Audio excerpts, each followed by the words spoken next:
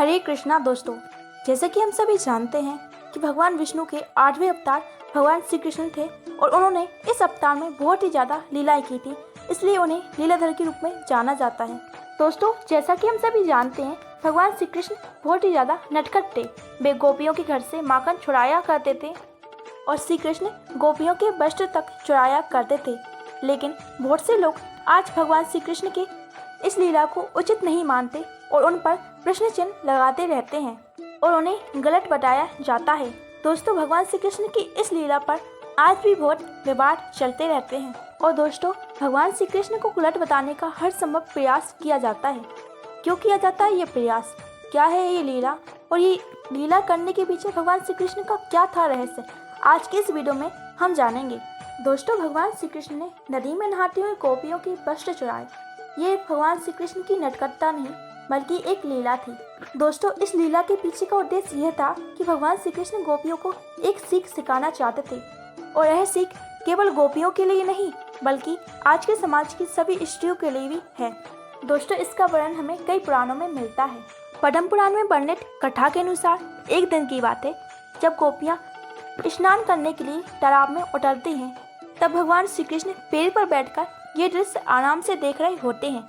तब गोपियाँ नहाने में व्यस्त हो जाती हैं। तब भगवान श्री कृष्ण गोपियों के वस्त्र छुपा देते हैं। जब गोपियाँ स्नान करने के बाद तालाब से बाहर निकलने वाली होती हैं, तो वे देखती हैं कि उनके वस्त्र वहाँ थे ही नहीं। तब सभी गोपियों की नज़र भगवान श्री कृष्ण पर जाती है, जहाँ वे पेड़ पर छुपे हुए थे। तब गोपियाँ कहती हैं, हम सभी को स्नान करते हुए देखकर तुम्हें लज्जा नहीं आती? ऐसे उल्लाने भगवान श्री कृष्ण को गोपियाँ देती हैं। श्री कृष्ण भी पलटकर कहते हैं, मुझे लज्जा क्यों आएगी? लज्जा तो तुम्हें आनी चाहिए जो निर्वस्त्र होकर स्नान कर रही हो। गोपियाँ श्री कृष्ण से कहती हैं, हमसे गलती हो गई, हमें क्षमा करो। अब ये बताओ कि हमारे वस्त्र कहाँ छुपाए हैं तुमने? पहले तो श्री कृष्ण बताने से मना कर देते हैं, लेकिन गोपियों के बार बार अनुरोध करने पर, उनके हाथ जोड़ने पर भगवान श्री कृष्ण बताते हैं कि उनके वस्त्र इसी पेड़ पर टंगे हैं, आओ और उन्हें ले जाओ। तब गोपियाँ जल से बाहर नहीं आती। वे श्री कृष्ण से कहती हैं, हम जल से बाहर नहीं आ सकते, हम निर्वस्त्र हैं। हम जल से बाहर क्या, हम जल से थोड़े ऊपर भी नहीं आ सकते। तब भगवान श्री कृष्ण कहते हैं, जब तुम नदी में स्नान करने जा रही थी तब क्या तुम लोग निर्वस्त्र थी? अब बाहर आने में इतनी शर्म क्यों आ रही है? तब गोपियाँ कान्हा से कहती हैं, कान्हा, जब हम नदी में स्नान करने जा रहे थे तब यहाँ कोई नहीं था। तब भगवान श्री कृष्ण कहते हैं, ये तुमने कैसे सोच लिया कि यहाँ कोई नहीं था?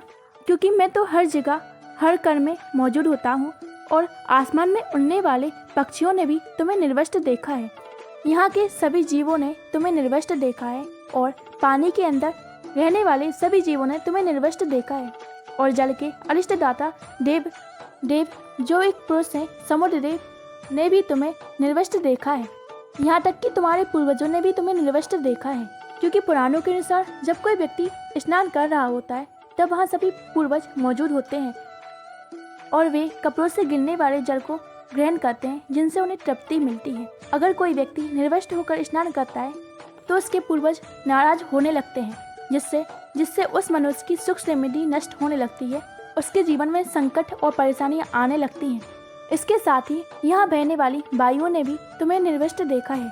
दोस्तों, भगवान श्री कृष्ण गोपियों को ये अद्भुत सीख देने के बाद गोपियों को उनके वस्त्र वापस लौटा देते हैं और कहते हैं, जब तक मनुष्य इस माया रूपी शरीर में इस संसार के साथ बंधा रहता है उससे मोक्ष कभी प्राप्त होता ही नहीं है।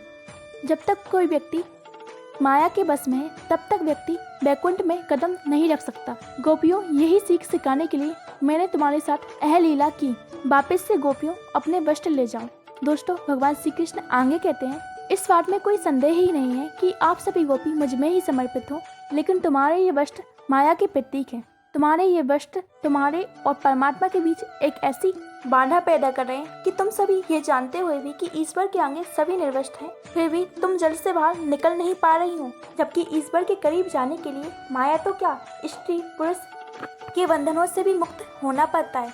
दोस्तों, भगवान श्री कृष्ण ने वस्त्र हरण की लीला इसलिए भी की थी, इसके पीछे एक और गूढ़ रहस्य भी है। लेकिन दोस्तों, ये रहस्य इतना गूढ़ है, इसे केवल वही लोग समझ सकते हैं जो भगवान श्री कृष्ण के भक्ति में लीन होते हैं और माया ने उसे कभी स्पर्श किया ही ना हो। दोस्तों, गोपियाँ भगवान श्री कृष्ण को पति रूप में पाने के लिए कात्यायनी व्रत भी करती थी और कात्यायनी माँ ने उनकी भक्ति से प्रसन्न होकर उन्हें वरदान दिया था कि श्री कृष्ण ही उनके पति होंगे। हम ये जानते हैं कि स्त्रियाँ केवल अपने पति के सामने ही निर्वस्त्र होकर जा सकती हैं।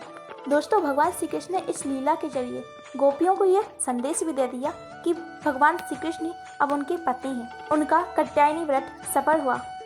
अब गोपियों की आत्मा पर केवल और केवल भगवान श्री कृष्ण का ही अधिकार है। दोस्तों, आप सभी को ये वीडियो कैसी लगी हमें कमेंट करके बताइए और इस वीडियो को ज़्यादा से ज़्यादा लाइक, शेयर और सब्सक्राइब जरूर करिए। अब मैं मिलूंगी आपसे एक और नई खास वीडियो के साथ। तब तक के लिए राधे राधे।